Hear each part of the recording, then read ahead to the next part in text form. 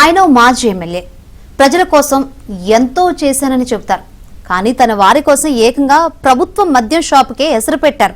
తన అనుచరుడికి ఆదాయం రావాలని ఆలోచించిన సదరు మాజీ సమీపంలో ఉన్న ప్రభుత్వ మద్యం దుకాణం తొలగించాలంటూ అధికారులకు అర్జీ పెట్టారు.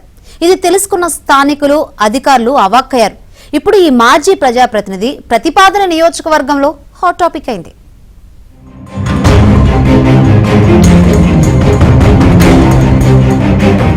కృష్ణా జిల్లా గన్నవరం నియోజకవర్గంలో మాజీ ఎమ్మెల్యే వల్లభనేని వంశీ వ్యవహరించిన తీరు ఇప్పుడు హాట్ టాపిక్ గా మారింది.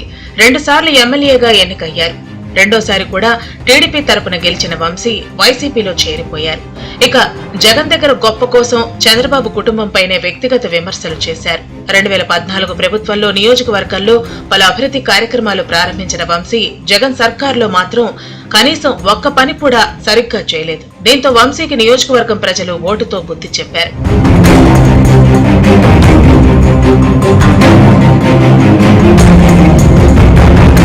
ప్రజా సమస్యల పరిష్కారం కోసం 5 ఏళ్లుగా అసెంబ్లీలో పల్లెత్తు మాట కూడా మాట్లాడని వల్లభనేని వంశీ తన అనుచరుల కోసం మాత్రం కొత్త ప్రతిపాదనలు చేశారు. తాను ఎమ్మెల్యేగా ఉన్న సమయంలో అనుచరులకు అడ్డగోలుగా అనుమతులు ఇప్పించారు. తనకు ఆర్థికంగా అండగా ఉంటున్న ఓ అభిమానికి బార్ అండ్ రెస్టారెంట్ కు వంశీ అనుమతులు ఇప్పించారు.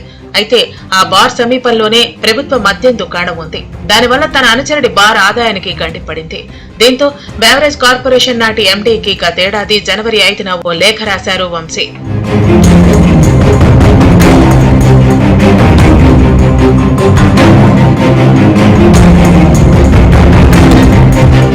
ఎన్నికల్లో తనకు ఆర్థికంగా అండగా ఉండే నేతలు అభిమానులకు ఎలాంటి నష్టం వాటిల్లకూడదనే ఏకైక లక్ష్యంతో ప్రభుత్వ ఆదాయానికి గంటి కొట్టేందుకు కూడా వంశీ వెనకాడలేదు. ప్రభుత్వ దుకాణం వల్ల స్థానికులకు ఇబ్బందులున్నాయని రాశారు. పాఠశాలలకు దగ్గరగా ఉందని, అలాగే జాతీయ రహదారి సమీపంలోనే ఉందని లేఖలో ప్రస్తావించారు.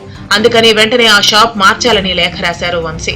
అయితే ఈ లేఖ ఇప్పుడు బయటపడటంతో వంశీ నిజస్వరూపం చూసిన ప్రజలు అవాక్కయ్యారు. ప్రభుత్వ మద్యం దుకాణం వల్ల ఇబ్బంది కలుగుతుందని రాసిన వంశీ బార్ అండ్ రెస్టారెంట్ గురించి ఎలాంటి ప్రస్తావన చేయలేదు.